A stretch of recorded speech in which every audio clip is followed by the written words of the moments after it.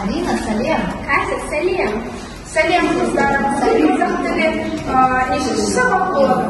Жұмана, бүгін дүйсенбі, дүйсенбі күндері қазақ тілі 6-шы сабақ. Қазақ тілінің үй жұмысы, мақал мәтелдер болғаны. Дайынсыңдар ма? Әрине, сабаққа әрқашан дайындалып келеміз. Ол қыздар, сабаққа барамыз, жүріңдер. Біздің мектебімізде үлкен кітапхана бар. Кітапхана әдеби кітап пен оқулықтарға толы. Оқушылар өзіне керек кітаптарды кітапханашы апайға тіркеліп оқи алады. Сәлеметсіз бе, апай? Кітапханада кітап керек еді, қалай аламын? Сәлеметсің бе? Сен қай сыныпта оқисың? Аты жөнің кім?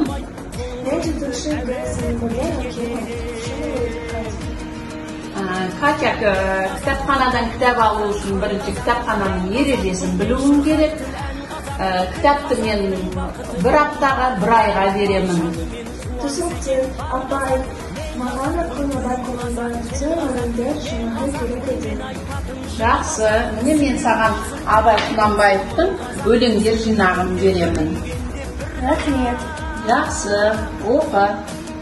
Қазақ болып тумағанда нетерім, қалай басқа байрақтарды көтерім, жеті бірдей қазынамна